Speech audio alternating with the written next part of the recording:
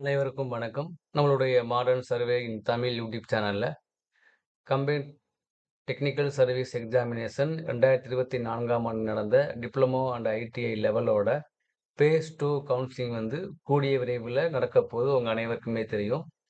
அதுக்கு வந்து surveyor, field surveyor, draftsman grade 3, assistant draftsman, surveyor cum assistant draftsman இந்த பல்வேறு பதவிகளுக்கான ரேங்க் லிஸ்ட்டையும், அவங்களுடைய மார்க்கையும் டிஎன்பிஎஸ்சி வெளியிட்டிருக்காங்க.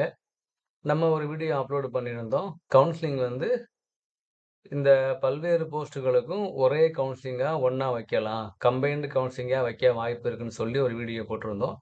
அதுல பல பேர் கமெண்ட்ல சொல்லும்போது, "சார் இது ஓகே தான். ஆனா லாஸ்ட் நடந்த எக்ஸாம பேஸ் பண்ணி நீங்க போட்டிருக்கீங்க. ஆனா இப்ப ஒவ்வொரு எக்ஸாமுக்கும் ஒவ்வொரு போஸ்ட் வைஸா நீங்க பிசிக்கு எவ்வளோ வேக்கன்சி இருக்கு, எம்பிசிக்கு எவ்வளோ வேக்கன்சி இருக்கு அப்படின்னு பிரிச்சு ஒரு வீடியோ போடுங்க. அது எங்களுக்கு யூஸ்ஃபுல்லா இருக்கும்." ஸோ கம்பைன்ட் கவுன்சிலிங் போட்டீங்க, அதை நாங்க பார்த்துக்கிறோம். ஒவ்வொரு இப்ப சர்வேயர், ஃபீல்டு சர்வேயர் இந்த 2 போஸ்ட்டுக்கு மட்டும் தேர்வு செஞ்சவங்களுடைய rank list overall rank, communal rank இருக்கு இல்லைங்களா? அது எந்த ரேங்க் வரைக்கும் கிடைக்கும்? அந்த வீடியோ போடுங்க. அதே மாரி டிராஃப்ட்ஸ்மேன் கிரேட் 3, அசிஸ்டன்ட் டிராஃப்ட்ஸ்மேன் இந்த 3 போஸ்ட்டுக்கும் அ ரேங்க் விட்டுருக்காங்க இல்லையா? ஓவரால் ரேங்க், கம்யூனிவல் ரேங்க்கு. அந்த அந்த அந்த ரேங்க் எத்தன ரேங்க் வரையும் போஸ்டிங் கிடைக்கும்? அத ஒரு வீடியோவா போடுங்க. அப்புறம் சர்வேயர் கம் அசிஸ்டன்ட் டிராஃப்ட்ஸ்மேன் இருக்கு இல்லையா? அதுக்கு ஒரு வீடியோ போடுங்க அப்படின்னு கேட்டாங்க. சரி ஓகே. நம்ம மொத்தமா போட்டத பிரிச்சு பிரிச்சு இப்ப ஒவ்வொரு வீடியோவா பார்க்க போறோம். இப்ப நாம பார்க்க போறது என்ன அப்படின்னா, சர்வேயர் கம் அசிஸ்டன்ட் டிராஃப்ட்ஸ்மேன் தேர்வு எழுதி, அதுல ஓவரால் ரேங்க், கம்யூனிவல் ரேங்க் வாங்குனாங்க இல்லைங்களா? அவங்கள்ல எவ்வளவு ரேங்க் எடுத்தவங்களுக்கு இந்த போஸ்டிங் கிடைக்கும்? அப்படிங்கிற ஒரு வீடியோ தான் இது. நம்ம போடுறதெல்லாம் பார்த்தீங்கன்னா, நம்ம ப்ரீவியஸ்ல ஃபியூச்சர்ல என்ன பண்ணுவாங்க டிஎன்பிஎஸ்சி அப்படின்னு நம்ம முடிவு பண்ண முடியாது. அது அது டிஎன்பிஎஸ்சி முடிவு பண்றது தான். ப்ரீவியஸா நடந்த டேட்டாவ நம்ம அந்த டேட்டா பேஸ் அடிப்படையில நம்ம வீடியோ அப்லோட் பண்றோம்.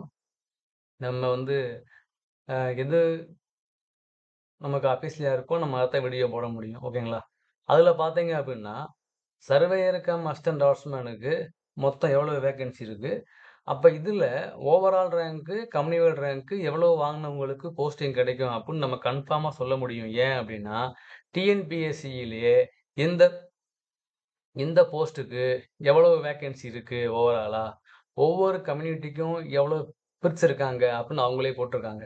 ஸோ நம்ம அதத்தான் இப்ப பார்க்க போறோம். ஓகேங்களா? இப்ப நீங்க பார்க்குறது தான் இந்த வருடம் 3வது மாசம் வெளிவந்த லாஸ்ட் அடெண்டம். அதுல பார்த்தீங்கன்னா தெளிவா போட்டிருப்பாங்க.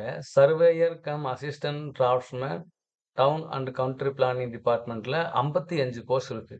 இந்த 55 போஸ்ட்ல பார்த்தீங்க அப்படின்னா, 55 போஸ்ட்ல நம்முடைய இதுக்கு இவங்க இருக்காங்க இல்லையா? ஸ்போர்ட்ஸ் கோட்டா அவங்களுக்கும் சீட்டு எடுப்பாங்க. ஸோ இந்த 55 போஸ்ட்ல தான் ஸ்போர்ட்ஸ் பெர்சனுக்கு போக மீதமுள்ள வேக்கன்சிய நீங்க BC, MBC, SC, SCA, ST அப்புறம் ஜெனரல், பிசி முஸ்லீம் அப்படின்னு பல்வேறு பிரிவுகள்ல பிரிப்பாங்க. அப்ப நீங்க கம்யூனிவல் ரேங்க், ஜெனரல்லாம் இருக்கு இல்லைங்களா? அப்ப நீங்க கம்யூனிவல்ல இப்ப பிசில உள்ளவங்க பிசி, பிசி முஸ்லீம், எம்பிசி, எஸ்சி, எஸ்சிஏ, எஸ்டி இந்த 6 பிரிவுல உள்ளவங்க ஓவரால் ரேங்க் பார்க்க தேவையில்ல. கம்யூனிவல் ரேங்க் மட்டும் பார்த்தா போதும்.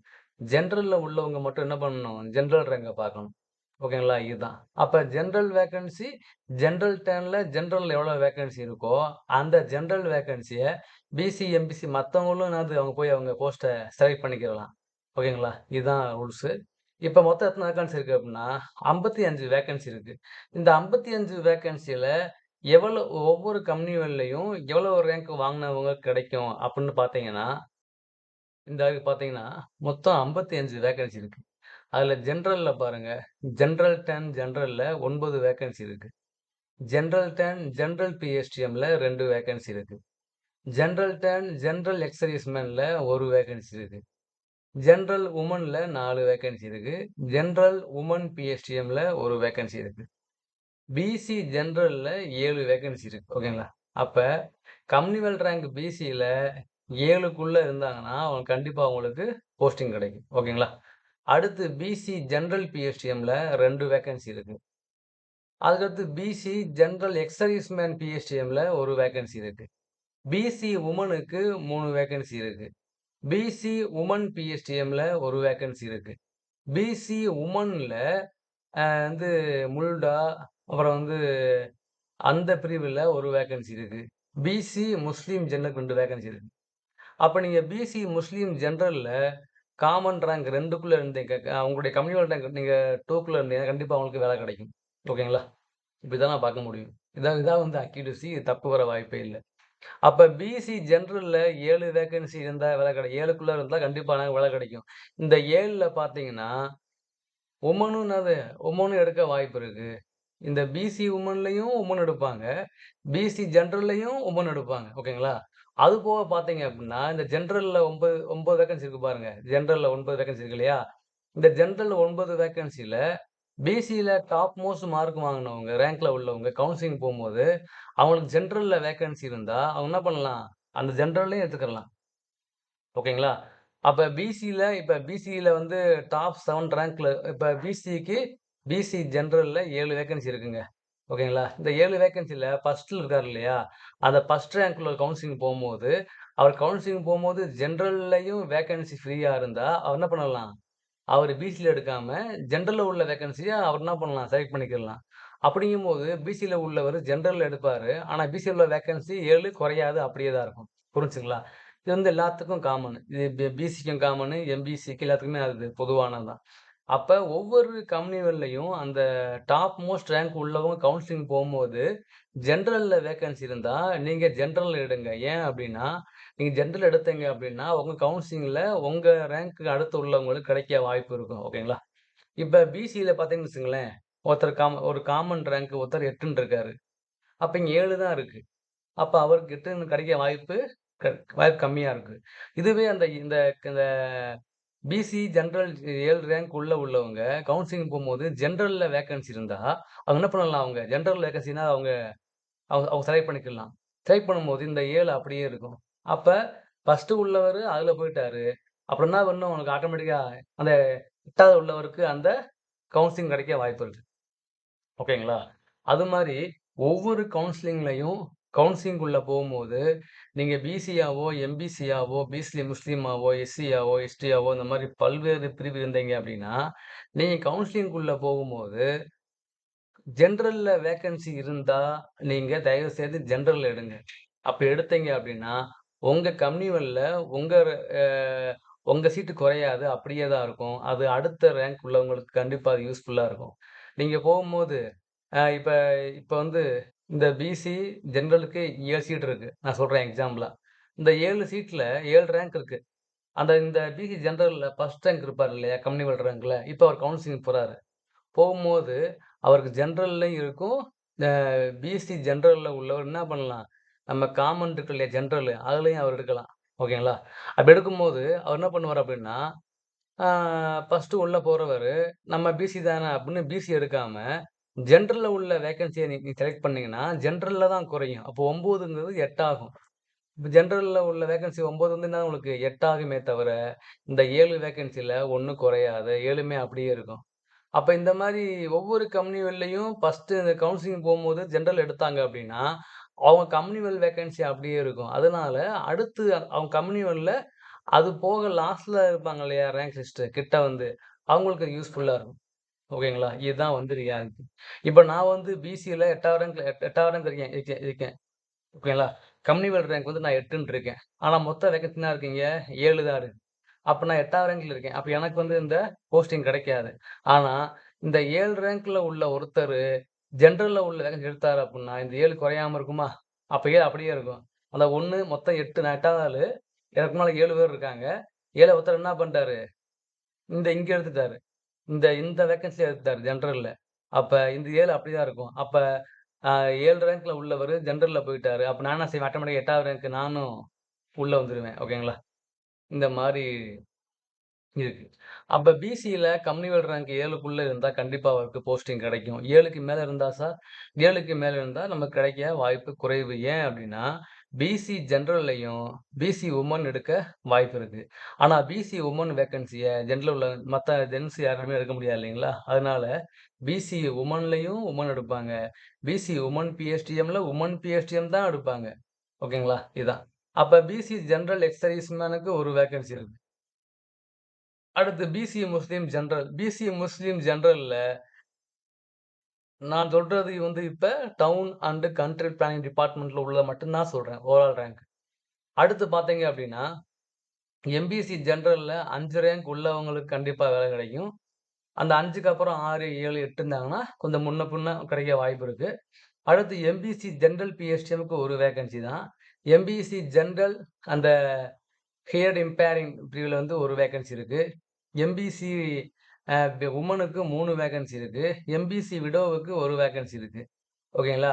அப்ப அடுத்து அதே மாரி எஸ்சிஏ ஜெனரல் கேட்டகரியில ஒரு வேக்கன்சி இருக்கு. எஸ்சிஏ வுமனுக்கு ஒரு வேக்கன்சி இருக்கு. அப்ப நீங்க எஸ்சிஏ ஜெனரல்ல ஒரு கம்யூனிவல் ரேங்க் 1ல உள்ளவங்களுக்கு வேலை கிடைக்கும். அடுத்து 2, 3 உள்ளவங்களுக்கு வேலை கிடைக்குமான்னா சொல்ல முடியாது. எஸ்சிஏ வுமனுக்கும் வேலை கிடைக்கும்.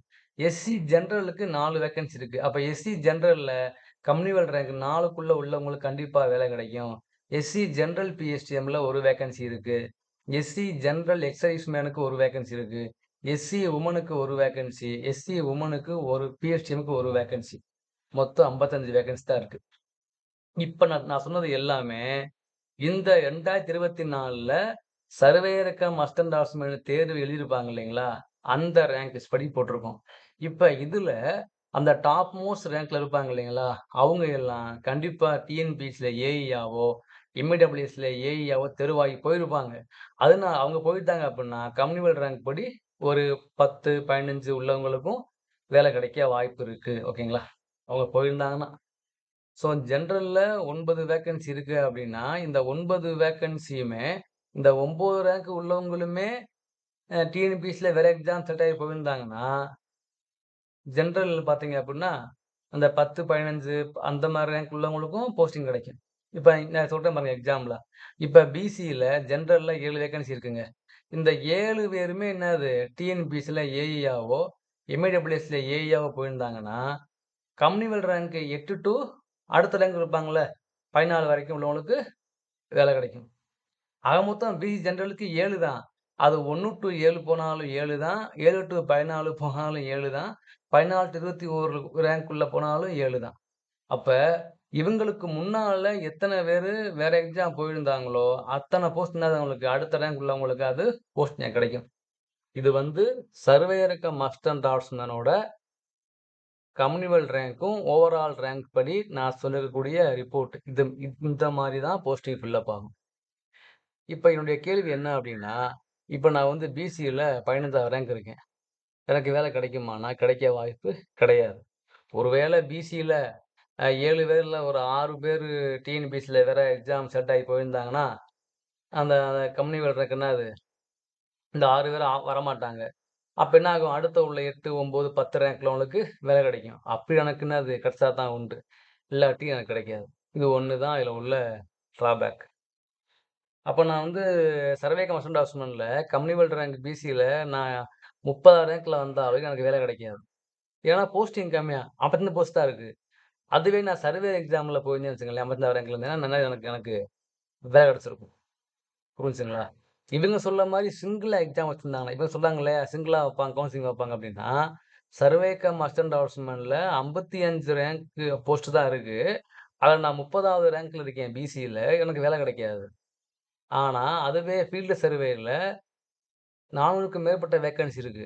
அப்ப பிசில 100 வேக்கன்சி இருக்குன்னு வச்சுக்கங்களேன். இப்ப நான் வந்து அதுல போயிருந்தேன்னா, எனக்கு வேலை கிடைச்சிருக்கும். ஸோ இந்த முரண்பாடுகள் இருக்கு. எது எப்படியோ, நம்ம சேனல ஃபாலோ பண்றவங்ககிட்ட கேள்வி என்ன அப்டின்னா, சர்வேயருக்கு ஒவ்வொரு ஒவ்வொரு போஸ்ட் வைஸா கவுன்சிலிங் வச்சா, ஓவரால் ரேங்க்கும், கம்யூனிவல் ரேங்க்கும் எவ்வளோ சார் கிடைக்கும்?